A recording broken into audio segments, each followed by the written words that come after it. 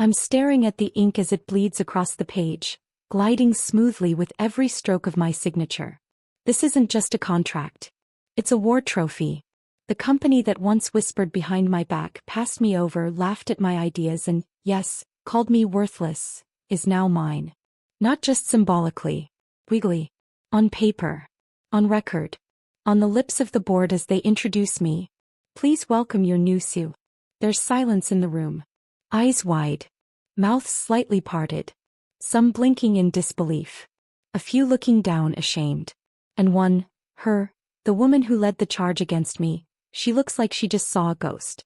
But to understand how I got here, how I went from overlooked nobody to the name etched on this door, I need to take you back. To where it all began. 6 months ago, I was sitting 3 desks away from the espresso machine in the open plan innovation zone of Craven Tech Solutions. That's corporate speak for the loudest, most chaotic section of the office where mid-level staff like me got dumped when promotions stopped knocking. I was a senior product analyst, whatever that meant in a place where titles were currency but power was hoarded. My job? Build frameworks, write decks, and support projects that would get hijacked by someone louder in the meeting room. Every morning I showed up in tailored blazers and hope. Every night I left with less of both. I wasn't perfect. I wasn't Ivy League. But I was sharp, fast, and relentless. I lived for strategy, I saw patterns before others did, and my performance reviews were spotless. But my ideas never made it to the slide deck unless someone else's name was on them. I was the one who stayed late when the team flaked. Who fixed the numbers when someone forgot to QA the data. Who smiled through being talked over. "You're so dependable," my manager used to say. What she meant was, invisible. And yet, I stayed. Kept trying. Because part of me believed that hard work had to count for something. Spoiler, it doesn't. Not in places built to bury people like me. The first crack came during the Harper presentation. I'd spent 2 months building that pitch. Rewrote it 4 times. Ran simulations. I even found a cost-saving strategy that would have saved the company $1.2 million over 2 quarters. But when the day came, I wasn't invited to the boardroom. My slides were there. My model was there. But it was Lucas, loud, slick Lucas, who stood at the head of the table smiling like he'd pulled an all-nighter. I remember watching from the conference TV outside, heart thudding like a drum in my chest. He said things like, "We discovered this, and our team realized." He dropped buzzwords I'd underlined in notes I handed him. He never looked into the camera. He never mentioned me. And when the deal closed, he got a bonus. I got a coffee mug that said, "Teamwork makes the dream work." But the worst wasn't even that.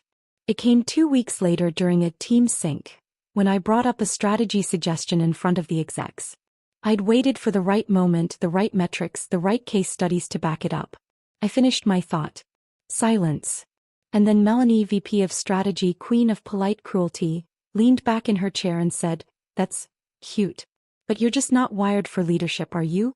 Some people are visionaries. Others, just support staff." And Lucas? He smirked. But it wasn't until later in the hallway when I passed by their post-meeting debrief that I heard it. "Honestly, she's pretty much worthless. Just good at spreadsheets." They didn't even whisper it. They wanted me to hear. And I did. Every word. I smiled, nodded, and walked away. But inside, something cracked open. Something dangerous. And something brilliant. Because while they laughed, I started building a plan. But here's where it gets interesting. They say betrayal doesn't come from enemies. It comes from the people you trusted enough to let close. I didn't realize how close the knife had gotten until it was already twisting in my back. It started with a promotion listing that went live without me ever hearing about it. A role I'd practically been doing for 8 months, officially open, on LinkedIn no less. I was in shock. So I asked Melanie about it. Politely. Professionally. Like someone who still believed decorum mattered. She looked me straight in the eye and said, "Oh, we didn't think you'd be interested in leadership. You've always seemed more comfortable in the background." I wanted to scream. But instead I smiled. Nodded. Walked out of her office, shut the door gently, and cried in the stairwell like I had just lost a part of myself I didn't know was still fragile. But it didn't end there. A few weeks later I submitted a proposal, something I'd worked on for weeks. A cross-functional framework that tied together our product, marketing, and finance teams. The kind of solution our company desperately needed. It was denied without review. Not strategic enough, Melanie had said. No feedback. No questions. Just dismissal. 2 days later, Lucas presented a strikingly familiar framework during our monthly all-hands. My color-coded model. My integration flow. Even the typo in the title slide I hadn't noticed. He got a standing ovation. Melanie called it bold leadership. I wasn't even acknowledged. I remember walking home that night, rain soaking through my blazer, clutching my tote bag like it held the pieces of my sanity. I knew then, without a doubt, that I wasn't just being overlooked. I was being erased. The final blow came the next morning. I was called into HR. Not for a promotion. Not for a meeting. For a performance review. Suddenly there were concerns. Missed deadlines. Poor communication. Insubordination. A toxic attitude. All fabricated. Every last word. I had emails. Logs. Proof. But none of it mattered. The decision was already made. Melanie's signature was on the paperwork. Demotion. Immediate. Effective Monday, I'd be reporting to Lucas. Lucas. The man who had stolen everything I created and packaged it as his own. I didn't cry this time. I didn't even blink. I just packed my things, cleared my desk, and walked out. No goodbye party. No "we'll miss you." No Slack messages or check-ins from the people I once thought were my friends. They vanished like I never existed. I spent the first week in bed. Not moving. Not eating. Just watching the ceiling and asking myself how I got it so wrong. How I thought merit mattered. How I thought being good, being valuable would protect me. My confidence shattered. My identity blurred. I didn't recognize the woman in the mirror. And for a while, I believed them. Maybe I was worthless. Maybe I really was just support staff. But rock bottom has one gift. It clears the noise. And once I was quiet enough to listen, I heard something else. A whisper from the part of me they hadn't managed to kill. It said they're wrong. And it was right. Because this was no longer about climbing their ladder. It was about building my own. From the ashes. And they would never see it coming. Rock bottom isn't just dark. It's quiet. And in that silence you start hearing things you've ignored for too long. Like your own rage, your own brilliance, and the quiet voice in your head whispering, "Enough." I remember the exact moment it happened. I was sitting in my apartment, lights off, laptop open, staring at a blank spreadsheet. Not because I had work to do, but because I had nowhere else to go. I had no title. No team. No purpose. Just 1,000 late nights and a brain full of ideas that made other people successful. And then it hit me like a punch to the gut. I was the engine. They were just the passengers. I had built every system. Designed every workflow. Predicted every product failure before it happened. I wasn't support staff. I was the reason anything even functioned. And I'd handed them everything because I was waiting for permission to lead. That night I didn't cry. I opened a new tab, searched how to start a C Corp, and never looked back. I called it Nova Strategies. Because Nova means a star that explodes to become brighter. That was me. And this time no one would dull my shine. I didn't have capital, but I had data. I had contacts. And I had something no investor could ignore. A blueprint for a platform Craven Tech had refused to build.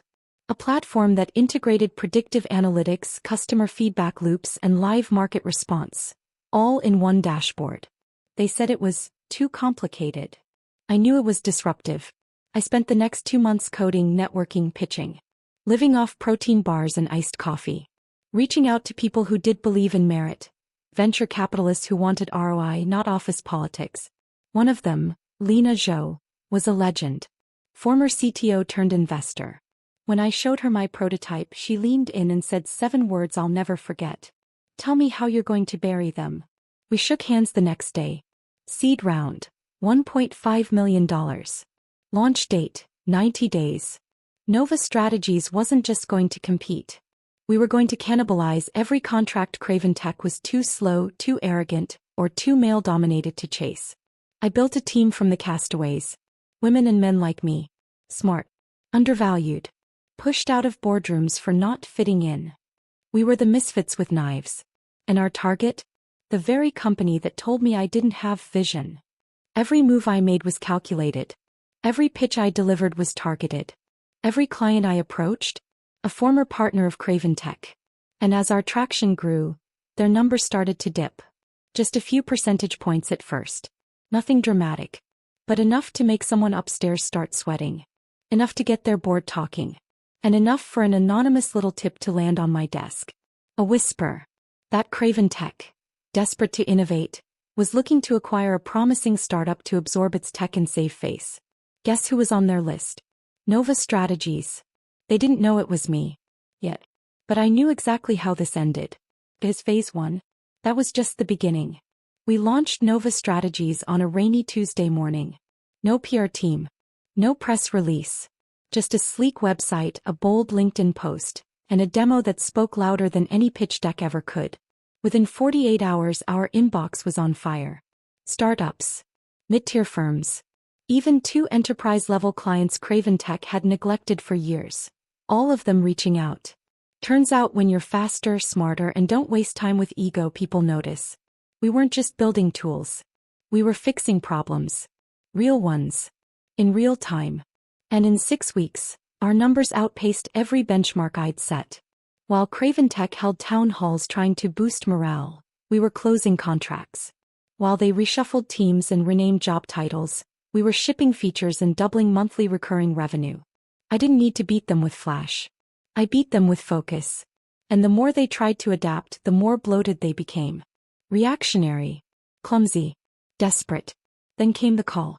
I was sitting at my kitchen table, same one I'd cried at months ago, when my assistant said, "There's a meeting request from Craven Tech. Executive board. Confidential." I knew what it meant. They still didn't know. I accepted. The meeting was set for Thursday, 10 a.m. Their headquarters. Top floor. The same boardroom I used to pass on my way to refill the printer paper. I wore navy. No jewelry. No flash. Let the silence be loud. When I walked in, it took them a full 10 seconds to process who I was. Melanie turned ghost white. Lucas choked on his coffee. A few board members actually looked relieved. They'd clearly been kept in the dark. I sat at the head of the table and slid the folder across the glass. Acquisition agreement. Fully executed. They weren't acquiring Nova Strategies. Nova Strategies was acquiring Craven Tech. Complete buyout. Financed through a VC coalition that had been watching this industry crumble under outdated leadership and male mediocrity. Melanie opened the folder with shaking hands. This is a hostile takeover. I smiled. No. It's a strategic correction. Lucas scoffed. Who even are you? I leaned forward. You called me worthless. Remember. Silence. Stone cold. And now. I continued. I'm the reason you'll have a job tomorrow, or not. One by one the board members looked at me. One by one they nodded. Melanie was terminated on the spot. Lucas followed right after. Others resigned quietly in the weeks that followed. But me. I stayed. Because the only thing better than revenge is transformation. I wasn't just the CEO now. I was the owner. And every corner of that building, every desk, every policy, every salary review ran through me. I installed new leadership. Promoted talent that had been ignored for years. Created a mentorship fund for women in tech. And yes, I banned all performance reviews that included the phrase, "not leadership material." By the time we hit the 6-month mark post-merger, profits had tripled. And so had retention. But the best moment? The email I sent to the entire company. Effective immediately, Craven Tech is now operating under a new name, Nova Enterprises. Same vision. New leadership. This time, everyone's invited. 6 months later, my office overlooks the skyline I once stared at from a shared cubicle. The name on the door reads CO, Nova Enterprises.